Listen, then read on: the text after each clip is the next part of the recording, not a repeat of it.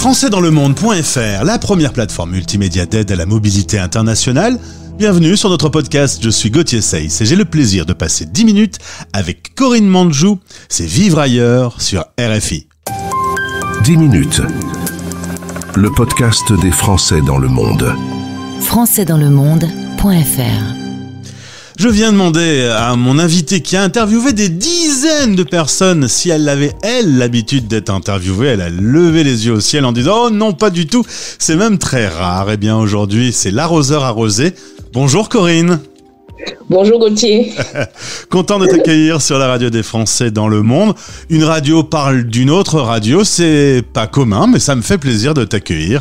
D'autant que tu es la voix des Français de l'étranger avec ce rendez-vous Vivre ailleurs que l'on entend chaque semaine sur RFI. T'aimes bien d'abord répondre à des questions de journalistes, ça doit te faire bizarre. Ça me fait bizarre d'être de l'autre côté, effectivement, mais bon, c'est pas désagréable. Très bien, alors on va parler de ton parcours. Tu es originaire du Cameroun, tu fais tes études un peu là-bas, ensuite tu les fais à Lyon et à Paris pour faire journaliste. Mais toi, c'était plutôt l'histoire au début qui te passionnait. Tout à fait.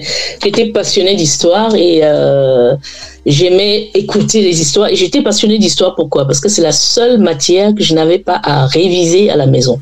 Quand un chapitre me passionnait, j'écoutais le professeur et après, je n'avais plus de travail à faire à la maison. Mais je me suis retrouvée à faire du journalisme et j'ai pas regretté parce que, comme on dit, le journalisme, c'est de l'histoire immédiate, n'est-ce pas ? Donc, c'est un peu la continuité de l'histoire que je fais et refais aujourd'hui. Aujourd'hui, on a, nous, interviewé plus de 2100 personnes. J'aime raconter dans notre communication qu'on raconte de belles histoires. En effet, on la fabrique, l'histoire, quasiment. Tout à fait. On fabrique parfois, hein. Parfois, c'est pas toujours très, c'est pas historique parfois. Ouais, on l'explique aussi assez souvent aussi. Alors tu bosses d'abord dans la presse écrite et puis un jour un confrère en été te demande de le remplacer en radio. La radio, c'était pas un rêve de petite fille, c'était pas vraiment ce que tu voulais faire.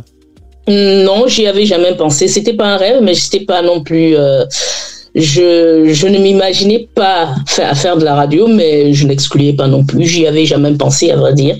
Et là, quand ce collègue me demande de le remplacer, parce qu'il partait en vacances avec son épouse en août et qu'il n'y avait personne dans la rédaction pour le remplacer, je lui ai dit oui, pourquoi pas. Et puis j'y suis allé, je suis jamais reparti. Ça s'est plutôt bien passé, Corinne, puisque on est en 1988 quand tu fais ce remplacement. On est en 2024 et t'es toujours sur la radio. C'est que t'as plutôt du talent, j'ai envie de dire. Enfin, du talent, je me suis... ça m'a plu, c'est vrai. Alors, tu travailles au sein de RFI. On va un peu présenter à nos auditeurs ce qu'est RFI.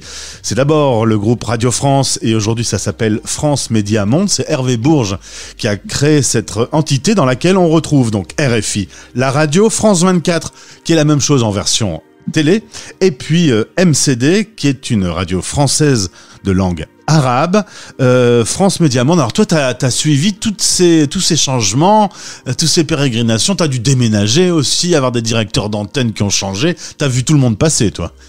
Oui, mais avant, je reviens sur une précision. C'est pas Hervé Bourges qui a créé France Média Monde. C'est Hervé Bourges qui a sorti la radio RFI du groupe Radio France. D'accord. Pour en faire une entité autonome. Alors, France Média Monde, c'est depuis 2013, donc et France Média Monde, comme vous avez dit, ça regroupe France RFI, France 24 qui est une télévision et MCD qui est une radio française émettant en langue arabe. Voilà. Donc j'ai vu passer beaucoup de directeurs, beaucoup de personnes, beaucoup de dirigeants, comme on dit, mais avec une continuité, un point commun, c'est que tous aimaient cette radio. Et ça s'est toujours vu. Tu as animé plusieurs émissions, des émissions culturelles, parfois en quotidienne, parfois en hebdomadaire, parfois co-présentatrice, tu as fait un peu tous les formats de la grille, mais depuis 2013, tu as repris un rendez-vous qui s'appelait avant Les Français de l'étranger, mais ce nom te plaisait pas tellement, tu trouvais qu'il était un peu restrictif. Tout à fait. Je trouvais que Les Français de l'étranger, c'était réducteur de ce que je voulais, parce que déjà, on est à l'ère de la mondialisation, même si auparavant, RFI s'adressait essentiellement aux Français vivant à l'étranger. Aujourd'hui, RFI, parlant au monde entier, s'adresse à tous les étrangers, tous ceux qui vivent ailleurs que dans leur pays d'origine, parce que RFI est la seule radio française qui parle des autres régions du monde avec autant de régularité et d'intensité. Donc, un Suédois qui vit au Burkina Faso m'intéresse autant qu'un Français qui vit partout ailleurs dans le monde. Et j'ai trouvé que le titre « Vivre ailleurs » convenait mieux. Voilà. Il s'avère que ce rendez-vous est en partenariat avec lepetitjournal.com, avec qui on travaille aussi. Tu as dû rencontrer des dizaines, des centaines de personnes, interviewer des grands, des petits, des gens qui étaient loin, des gens même sans doute dans des pays que tu savais même pas que ça existait. Tout à fait. C'est vrai que j'ai interviewé pas mal de personnes en 12 ans. Beaucoup de personnes que j'ai vues et beaucoup d'autres, encore plus que je n'ai pas vues. Parce que je travaille essentiellement par téléphone. Je peux pas être aux 4 coins du monde en même temps. Et heureusement qu'on a la technique qui nous permet d'être partout à la fois, tout en restant au bord de la Seine à Paris. Donc c'est vrai, interviewé beaucoup de personnes et dans des pays que parfois je n'imaginais pas. Voilà. C'est quand même assez pratique d'avoir son ordinateur avec Google ouvert pour taper le nom parfois d'un pays, de savoir où c'est, parce que ça m'arrive aussi. Il y a des fois, on est quand même un peu perdu, on n'a pas la science infuse. Hein. Tout à fait. Et puis, il faut dire que les Français se déplacent pas mal dans le monde. Il y a des étrangers un peu partout. Le monde est devenu un petit village. Et on est parfois très surpris de voir des gens vivre dans des zones comme ce Togolais que j'ai interviewé au Groenland, qui vit encore. Et on se demande, mais qu'est-ce qu'il vient faire là ? Alors, je te pose une question qu'on me pose tout le temps. Tu trouves où tes invités ? Mes invités, je les trouve où ? Alors, comme tout journaliste, je fais mes recherches déjà. Et ça fait 12 ans que je présente la chronique Vivre ailleurs. J'ai fini par avoir un carnet d'adresses qui s'est étouffé. Et puis, on a des confrères et des consoeurs à la rédaction qui interviewent des gens partout en fonction de leurs émissions, la structure de l'émission qui permet d'avoir des invités partout dans le monde. Et au début, c'est comme ça que je me ravitaillais. Mais maintenant, je crois que j'ai réussi à avoir ce qu'il faut. T'as un carnet d'adresses épais comme ça. J'ai un carnet d'adresses qui va bien. Les journalistes partent en vacances en juillet, août, toi pas question, puisque c'est le moment où la plupart des Français de l'étranger reviennent voir la famille. Donc en été, tu bosses. Tout à fait, parce que comme je l'ai dit précédemment, je travaille essentiellement par téléphone, et ce qui est normal, je peux pas être partout toutes les semaines. Et les Français qui sont à l'étranger, ceux qui reviennent en vacances, ils reviennent en août généralement. Alors si je veux avoir quelques-uns en live, il vaut mieux être à Paris en août. Donc je prends mes rendez-vous en août avec certains, ceux qui viennent à Paris, et il y en a qui viennent aussi pendant l'année, qui me téléphonent. Oui, je serai de passage à Paris à telle ou telle période, et on cale un rendez-vous, et c'est comme ça que voilà, je travaille beaucoup en août, c'est vrai. Quand on interviewe des Français de l'étranger, on est toujours très surpris de la richesse, de la variété, des talents. Tu as ce même sentiment que j'ai moi avec ces interviews ? Tout à fait. J'ai l'impression que c'est une communauté qui est mal connue en France. Heureusement qu'il y a le petit journal qui les met en valeur, qui les met à l'honneur avec ses trophées. Sinon, les Français font des choses extraordinaires à l'étranger. Parfois, on est très surpris.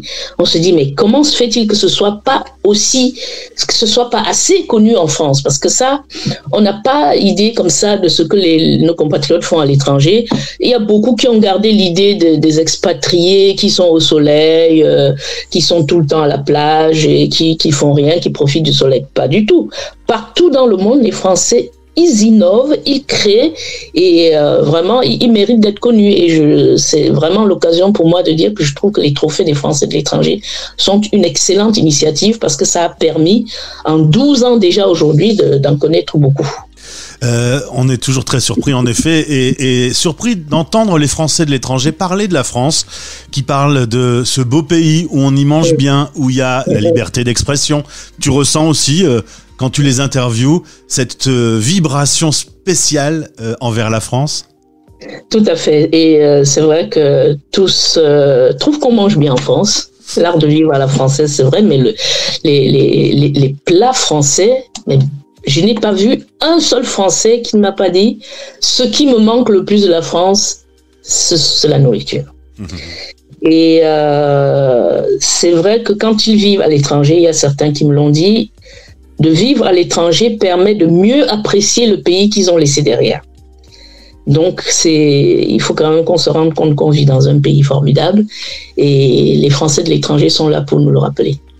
Merci beaucoup Corinne pour cet échange. Voilà, te voilà interviewée aujourd'hui.